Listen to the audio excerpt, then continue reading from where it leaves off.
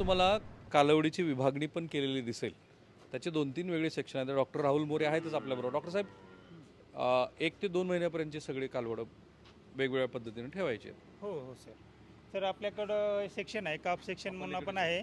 मध्ये आपण सर्व तो पॅक असतो, कारण की बाहेरून काही इन्फेक्शन वगैरे जाऊ नये म्हणून आपण 1 ते 2 महिन्यापर्यंत आपण सर्व कालवडींना जे जन्मतात त्यांना आपण पॅक ठेवतो. 2 महिने झाल्याच्या नंतर आपण त्यांना बाहेर आणतो व त्यांची बाहेर आणल्यानंतर आपण त्यांची विभागणी करतो वेगवेगळ्या याच्यानुसार, वयानुसार, वजनानुसार वेगळी विभागणी करतो. त्यांना खाद्य, दूध वगैरे त्यांच्यानुसार त्यांना दिलं आता हे जातं. राहुल, मला सांगा, हे किती महिन्याची कालवड आहे? हे आधी त्या प्रेक्षकांना तेच दाखवा ना. हां सर, हे 4 ते 5 महिन्यापर्यंतच्या कालवडी आहेत. यांच्या वजनानुसार आपण यांना वेगळं केलेलं आहे. तुम्ही इथं बघशाल यांचं वजन सरासरी सारखंच दिसेल तुम्हाला सगळ्यांना. बरं. हां, त्या साईडला आपण जाऊ शकत नाही बाहेर सिक्युरिटीच्या कारणामुळं, कारण की सध्या इथे किती सेक्शन आहेत? वेगवेगळ्या पद्धतीचे आजार असल्यामुळं त्याची विभागणी केलेली आहे. पलीकडे वेगळा सेक्शन आहे, त्याच्या पलीकडे. हे वजनानुसार का वयानुसार ठेवलेलं आहे? वयानुसारच करतो आणि वयानुसार आणि त्याच्यामध्ये बी वजनानुसार. समजा म्हणजे कोणाचं 6 महिने वय असेल आणि त्याचं वजन समजा कमी असेल तर त्याच्यानुसार आपण त्याची विभागणी करतो इथे. अच्छा. हां, जे ज्यांना काही आजार वगैरे असेल आपण त्यांना मध्ये शेडमध्ये इन्सुलेशनमध्ये याच्यामध्ये पॅकबंदमध्ये ठेवतो आपण. तिथं त्यांची ट्रीटमेंट वगैरे सर्व केली जाते. इथे फॅन आहे, फॅन वगैरे हे आपण सुरू ठेवतो. पण आता सध्या थंडीचे दिवस असल्यामुळं वॉर्मर पण ठेवतो का काही? हां, वॉर्मर वगैरे असते. म्हणजे गरम करण्यासाठी पण आहे आपल्याकडे. हां वॉर्मर. हां, वॉर्मर म्हणजे शक्यतो वापरत नाही, पण यांचं कसं आहे अंगावर यांच्या केस वगैरे असतात ना, त्यांच्यामुळं तेवढे हे करत नाही. फक्त आपण फॅन बंद ठेवतो रात्रीच्या वेळेस. अच्छा. आणि सकाळी आपण दुपारी आपण फॅन वगैरे आपण सुरू ठेवतो. अच्छा, मला सांगा, हे माझ्या हाताकडे काय येतात अशा? तर यांची एक हे असते उत्सुकता की नवीन कोणी आलं तर यांना बा हे नवीन आहे, यांची म्हणजे हे अलर्ट आहेत ना, म्हणजे असे हेल्दी आहेत. हे कोणी आलं तरी हे चाटायचं वगैरे हे करते, म्हणजे हेल्दीचं लक्षण आहे. चांगल्या गायी आहे ते. बघा, हे हेल्दीपणाचं लक्षण डॉक्टर राहुल मोरेने जे आपल्याला सांगितलं ते हे आहे की चांगल्या पद्धतीची जर गाय असेल आणि तिचा जो चाटण्याचा हा भाग आहे तो बघा किती छोटे छोटे. बरं, ह्यांना काही तुम्ही नावं बिवं दिलीत का डॉक्टर? नाही, आता एवढ्या गायींना नावं देणं म्हणजे आठवण राहणं तेवढं शक्य नाही. पण तुम्ही नंबर दिलेत. नंबर दिलेले आहेत. आज टॅग नंबर असतात आमच्याकडे, एसआरचे बी नंबर असतात. त्याच्यानुसार आम्ही त्यांना ओळखतो आणि आमचे या सर्वांची आमची एंट्री कम्प्युटरला असते, ऑनलाईन एंट्री असते सगळी. जन्मल्यापासून यांच्या आईंची, यांच्या वडिलांची, यांच्या आजोबाची, यांच्या पजोबांची सर्व हिस्ट्री असते आमच्याकडे. वा. पण ह्या सगळ्या आहेत, जात यांची आहे होस्टन फ्री. आणि तिथे आणखीन एक इथे थंडीमुळे त्यांनी केलेली सोय आहे. डॉक्टर बोला, ही सोय आहे सर. हे किती दिवसाचं वासरू कालवड आहे? सर हे बघा इकडे या. अच्छा, या वासराचा जन्म झालेला आहे 12/11/2024 ला. म्हणजे हा 3 दिवसाचा वासरू आहे. 3 दिवसाचं वासरू आहे. आता येथे तुम्ही पाहशाल आम्ही या वासराला नंबर दिलेला आहे 6221. म्हणजे हा 6221 वा नंबरचा वासरू आहे आमच्या फार्म मधला. दरवर्षी किती वासरं होतात? दरवर्षी 600 ते 700 पर्यंत वासरं होतात. ओके. आपण ह्या गायी विकतो की नाही? आपण ह्या गायी कोणाला विकत वगैरे काही नाही. या गायींचं इथंच दूध काढल्या जाते. बाकीचे काही औषध उपचार असले ते आम्ही इथेच करतो. आम्ही गायी विकत नाही. आता बघा ते काय करतात गायीला. अर्थात आपल्याकडे हे आहे काप जॅकेट. आपण हे थंडीमध्ये वापरतो. आता थंडीचे दिवस सुरू झाल्यामुळे काही वासरांना थंडी वगैरे वाजते, त्याच्यामुळे आपण हे काप जॅकेट त्यांना घालतो. हे मार्केटमध्ये उपलब्ध आहे ना? हां सर, मार्केटमध्ये उपलब्ध असेल. मार्केटमध्ये कोणती गोष्ट उपलब्ध राहणारच आहे सध्याच्या घडीला. सो राहुल, जरा काप जॅकेट घालून दाखवा. मला आनंद वाटतो की भारतातलं एक खाजगीतलं मला वाटतं सर्वोत्तम आहे. सर्वोत्तम पैकी हा एक म्हणजे एशियातलं समजा ना तुम्ही. एशियातलं सर्वोत्तम खाजगी डेअरी फार्म आहे. इथं तुम्ही बघलं ना, याच्या आईचा नंबर आहे. आईचा नंबर आहे 4128. त्याच्या वडिलाचा नंबर आहे HF58. क्या बात आहे. हा, म्हणजे यांच्या आईची, तिच्या आजीची, सगळ्यांची हिस्ट्री 2006 ला इस्टॅब्लिश झालेलं आहे 2006. अच्छा, मला एक सांगा की कालवडच व्हावी यासाठी आपण काय करतो? सर, कालवड व्हावी यासाठी एक सेक्स सॉर्टेड सिमेंट असतो. ते यूज केल्यानं शक्यतो 90 ते 95% कालवडच होते असते ते. खाजगी शेतकऱ्यांना जे आता हे हा तुमचा भाग बघणारे शेतकरी आहेत महाराष्ट्रातले, हो हो हो त्यांना हे सिमेंट तर उपलब्ध होतच आहे, हो होत आहे ना. पण त्यांनी काही वेगळी प्रिकॉशन्स घेणं गरजेचं आहे. नाही नाही काय नाही, जसं आपण इन्सिमिनेशन करतो गायींना, कृत्रिम रेतन करतो गायींना, त्याच प्रकारे सेक्स सॉफ्टवेअर सिमेंटचं सुद्धा आपण इन्सिमिनेशन करतो त्या गायींना. आणि त्याचा सक्सेस रेशिओ 90 ते 95% आहे सध्या तरी. ओके. जसं जसं तंत्रज्ञान टेक्नॉलॉजी तंत्रज्ञान वाढेल तसं हा रेशो वाढत जाईल. म्हणजे राईट. आशिया खंडातली ही सर्वात मोठी ज्याचं मार्केटिंगचं पण, कारण मी त्यांना विचारलं तर साधारणतः 150 कोटीचा टर्नओव्हर आहे या फॅक्टरीचा. आणि कोण ग्राहक असावेत, ग्राहकांचं नाव मी तुम्हाला सांगतो, मिस्टर शाहरुख खान, मिस्टर अंबानी, सचिन तेंडुलकर आणि आणखी अशी तत्सम शिल्पा शेट्टी. तर मी ही सगळी प्रक्रिया तुम्हाला समजावून सांगणार आहे की हे सगळं जे घडतं ते ज्या मंचरमध्ये आपण उभा आहोत त्या मंचरमधून हे दूध जातं. 2006 साली हा प्रकल्प सुरू झाला आहे. आणि सर्वात महत्त्वाचं म्हणजे त्यांचा दूध जन्य पदार्थावरती अवलंबून असलेला दुसरा जो प्रकल्प आहे त्याचा टर्नओव्हर आहे फक्त 3,500 कोटी. चला,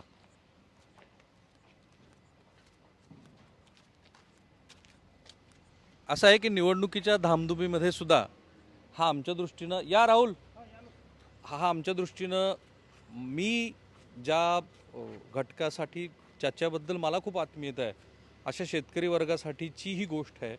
महाराष्ट्रातल्या नवउद्योजकांना नवनवीन कल्पना आम्ही ज्या मांडतो आहोत त्याच्यासाठीची ही गोष्ट आहे.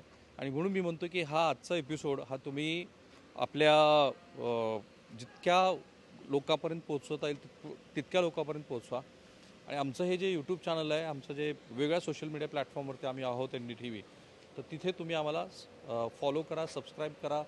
मला आल्या असं वाटलं राहुल ही गायच आहे. नाहीतर एक गाईचं मॉडेल आहे क्या बात. की जे शेतकरी वगैरे कोणी कोणी आपल्याकडे व्हिजिटर बी येतात त्यांना दाखवण्यासाठी की बा हे चेप गाय आहे, इथे हे आहे. मग इथून आपण यांना आहे ना, थांबा, आता मला सगळ्यात महत्त्वाचा प्रश्न विचारायचा आहे. उत्तम गाय कोणती, त्याची लक्षणं काय? उत्तम गाय सर हेल्दी सांगायची असेल तर तिची जी कास आहे, ही कास आहे. हा ही कास आहे, हा. ही कास आणि ही जे पाठीमागे कास येते हिची, हा. ही पाठीमागची कास हा. आणि ही जी शेपूट आहे, हा. ही शेपूट या कासेला टच झाली पाहिजे. राईट. हा म्हणजे हे जास्त दूध देणारी गाय. बरं. आणि हेल्दी गाय तर ओळखायची असेल तर हे आता हे तुम्ही गाय बघा, ही गाय जशी थांबलेली आहे या प्रकारामध्ये गाय थांबली पाहिजे. समजा गायीचे जे पाय वगैरे आहेत असे वाकडे किंवा अशी थांबली नाही पाहिजे. जर गाय अशी थांबलेली असेल, हिचं कास अशी असेल, शेपूट अशी टच झालेली असेल कशाला, तर ही जास्त दूध देणारी गाय आहे. लांबीबद्दल पण काही शेतकरी लांबीबद्दल सुद्धा आहे. गाय किती जितकी फुटाची असावी लांबी वगैरे असं? एक 5-5.5 फुटापर्यंत असावी शक्यतो. कानाबद्दल, तिच्या चेहऱ्याबद्दल, त्याचा आणि दुधाचा काही कानाबद्दल- संबंध असतो का? नाही नाही, आता हे कान, चेहरा वगैरे जो असतो ना, हे जे हेल्दीपणाचे लक्षण आहेत. Right. या कानावरून आपण, चेहऱ्यावरून आपण तिचा हेल्दीपणा ओळखतो.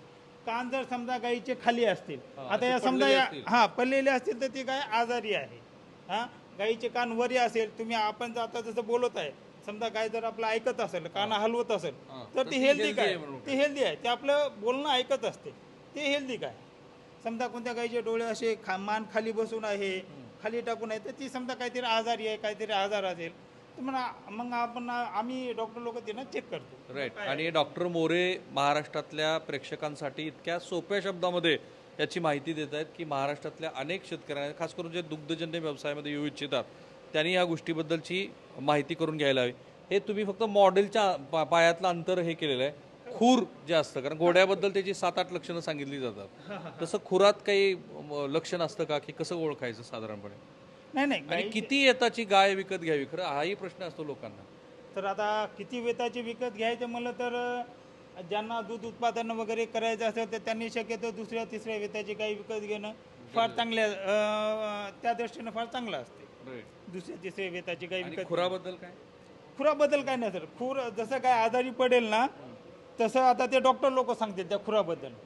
कारण की जेव्हा तुम्ही गाय विकत घेणार, तुम्ही खुरं वगैरे व्यवस्थित आहेत का, त्यांना काही भेगा वगैरे पडल्या नाहीत का, खुराच्या मध्ये काही जखम वगैरे नाही का, हे सर्व बघूनच शेतकरी घेणार आहेत. त्याच्यामुळे जेव्हा काय आजारी पडेल तेव्हा तुम्ही तिला ट्रीटमेंट वगैरे करणार आहात ना. त्याच्यामुळे आशिया खंडातली सर्वात मोठी, बरोबर ना, आशिया खंडातली सर्वात मोठी ज्याचं रोजचं दूध कलेक्शन आहे 34,100. 36,136. 50,000 या इकडे दोन्ही युनिट मिळून तुमचा परिचय करून द्या महाराष्ट्रात. नाही असं तुमचा परिचय करून द्या महाराष्ट्राला. सर मी अनिकेत थोरात, मी पामचा ऑपरेशन्स हेड. सगळं दोन्हीचं मिळून. बरं ही आशिया खंडातली सर्वात मोठी, हे बरोबर आहे का? कमर्शियली सक्सेसफुल डेअरी फार्म आहे हा सगळ्यात मोठा भारतातला. आणि आता आमचे दोन्ही युनिट मिळून 50,000 लिटरपेक्षा जास्त दूध पर डे. येस. आणि आपले ग्राहक आहेत मिस्टर सचिन तेंडुलकर. ऑलमोस्ट बऱ्यापैकी सेलिब्रिटीज आपलं दूध घेतात. त्यात मिस्टर तेंडुलकर आहेत, बच्चन साहेब आहेत, मुकेश अंबानी आहेत, त्यानंतर करीना कपूर आहे, शाहरुख खान आहेत, अनेक सेलिब्रिटीज आणि मोस्ट ऑफ द पॉलिटिशियन्स. हा बऱ्यापैकी सगळे ब्युरोक्रॅट्स आणि पॉलिटिशियन्स. त्यांना आपण प्रति लिटर काय भावाने देतो? 120 रुपये. आणि मला घ्यायचं असेल तर सर्वांसाठी 120 रुपये. सर प्रत्येक दूध घेणारा व्यक्ती आमच्यासाठी सेलिब्रिटी आहे. Fine, great. आता फक्त मला एकच प्रोसेस सांगा की सचिन तेंडुलकर यांच्या घरी इथून या डेअरी फार्ममधनं जे दूध जातं त्याची प्रक्रिया काय होते? सर प्रत्येक व्यक्तीच्या घरी जाणारं दूध इकडनं आधी मिल्किंग पार्लरमध्ये निघालं की ते थंड होतं 4 डिग्री सेल्सिअसच्या खाली. त्यानंतर इथून ते सायलोमध्ये स्टोअर होतं. प्रोसेसिंग प्लांटमध्ये आमच्या ते दूध पाश्चराईज केलं जातं, होमोजेनाईज केलं जातं आणि 4 डिग्रीच्या खाली थंड केलं जातं. त्यानंतर ते कोणत्याही कस्टमरच्या घरी डिलिव्हरी होईपर्यंत 4 डिग्री सेल्सिअसच्या खाली ठेवलं जातं. त्याच्यासाठी आपल्याकडे GPS ट्रॅक्ट कोल्ड चेन असलेले व्हेकल्स आहेत जे टेम्परेचर 4 डिग्रीच्या खाली मेंटेन करतात. आणि मग तिथून पण प्रत्येक कस्टमरच्या घरी दूध देईपर्यंत ते थंड कसं राहील याची काळजी घेतली जाते कोल्ड बॉक्सेसनी. आणि कस्टमरच्या प्रत्यक्ष दरवाजात जाऊन डिलिव्हरी दिली जाते.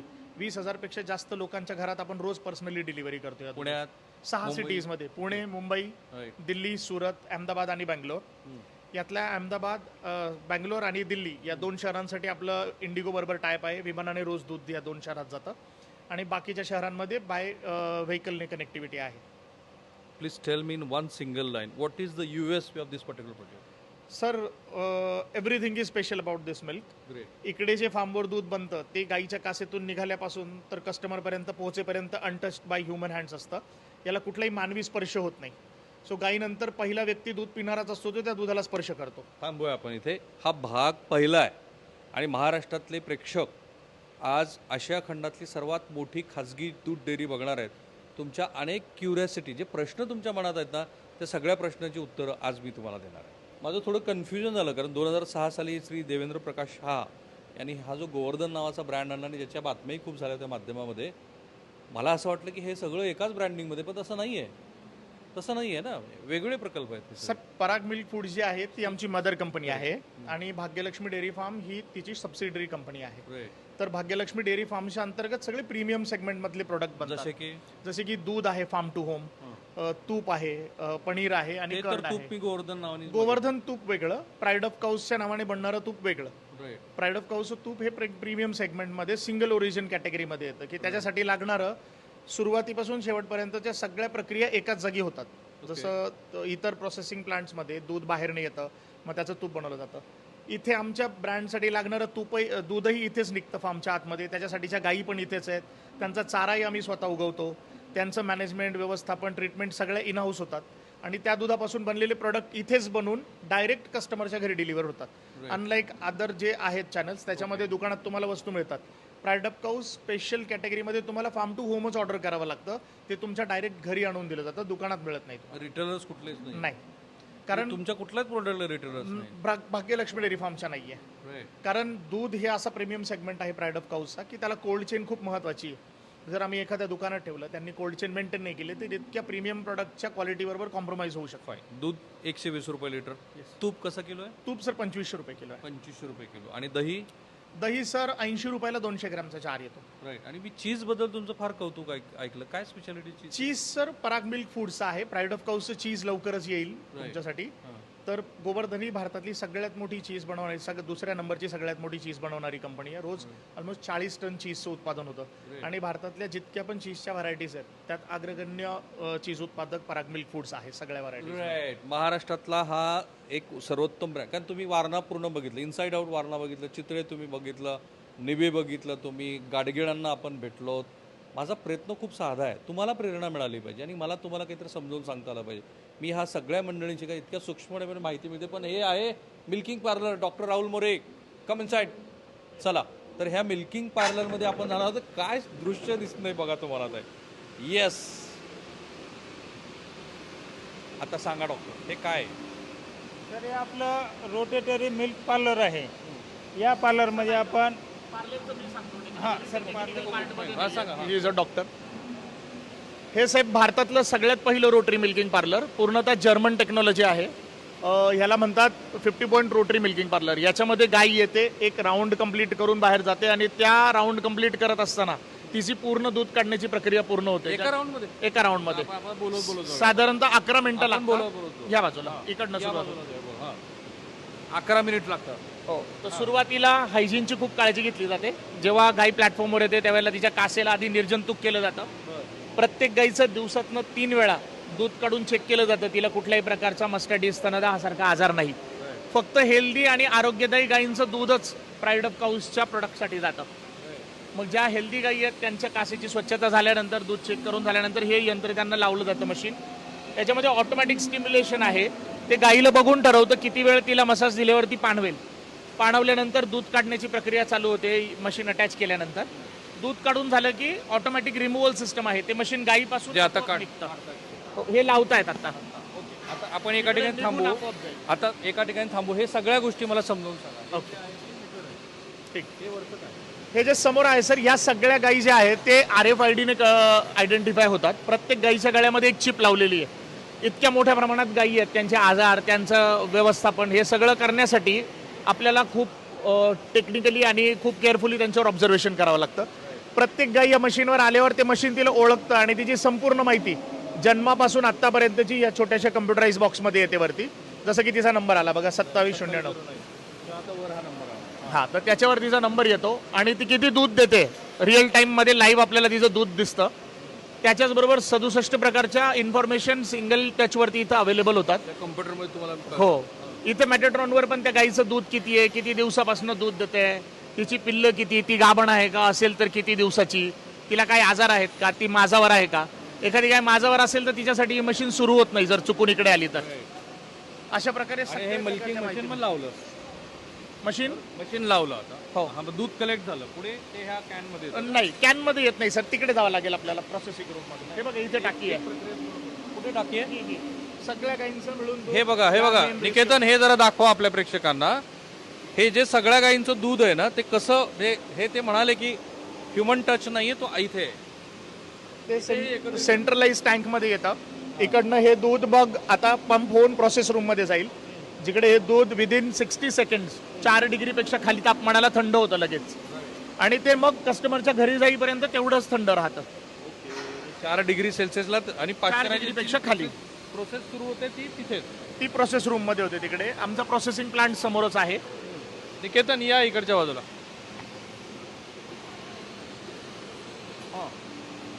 मग इकडनं ते दूध आलं, एका सर्टन डिग्रीला ते मेंटेन केलं. आता ह्या तिची कास स्वच्छ करण्यात. हे जरा नीट या. अमेरिकन टेक्नॉलॉजी कास कशी स्वच्छ होते बघा. आधी आपण मॅन्युअली करायचो, पण आता आम्ही ही US ची टेक्नॉलॉजी आणली आहे, ज्याच्या आतमध्ये काहीच्या कासेला लावलं तर ते स्क्रब करून पूर्ण कासेला स्वच्छ करतं. प्रेक्षकांना काही प्रश्न पडेल की बऱ्याच गायीचं पाय वगैरे अस्वच्छ आहेत, पण तुमचं मत आहे की कास स्वच्छ आहे. कास स्वच्छ असायला लागते, कारण गाई फ्री स्टॉल बार्न्समध्ये गायींना मुक्त गोठा केला की त्यांना त्यांच्या मनाप्रमाणे राहू द्यावं लागतं, तरच ते चांगल्या प्रकारे दूध उत्पादन करतात. तिला जेव्हा हवं तेव्हा ती पाणी पिऊ शकते, जेव्हा हवं फक्त तेव्हा. पाण्याने स्वच्छ केलं जातं की नाही, त्याच्यामध्ये निर्जंतुकीकरणासाठी पण काही औषध आहेत, ज्याच्यामुळे पूर्ण बॅक्टेरिया आणि जे काही इन्फेक्शन असेल, डर्ट असेल, ती क्लीन होते आणि गाय पाणवते सुद्धा. तर ही US ची टेक्नॉलॉजी आहे. आता ह्या गायी बघा, निकेतन इकडच्या बाजूला दाखवा. गायी अशा आपोआप येत चाललेल्या आहेत. ती गाय जिथनं आत जाते वरती तुम्ही पाहू शकता, अँटेना लावलेले आहेत ऑटोमॅटिक. ही टेक्नॉलॉजी गायीला ती लाईट लागते त्यावेळेला ती गाय ओळखली जाते आणि तिची संपूर्ण माहिती पुढच्या 60 सेकंदात या बॉक्समध्ये येते.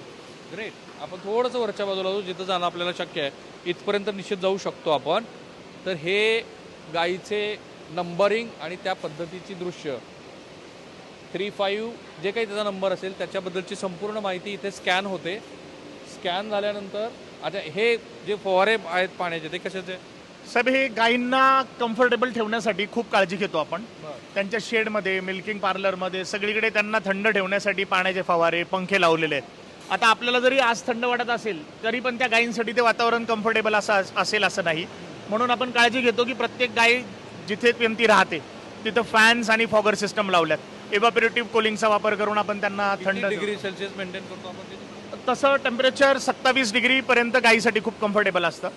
आणि आपण प्रयत्न करतो की त्याच्या जवळपास असेल. भर उन्हाळ्यातही आपण ते मेंटेन करतो. आता या शेड बद्दलची काय विशिष्ट अशी माहिती आहे? सर ही मिल्किंग पार्लर आहे. ही बिल्डिंग डिझाईन करताना डोक्यात आमच्या हे होतं की कुठल्याही मध्ये रिस्ट्रिक्शन इथपर्यंत जाऊ शकतो आता ह्या क्षणाला नाही.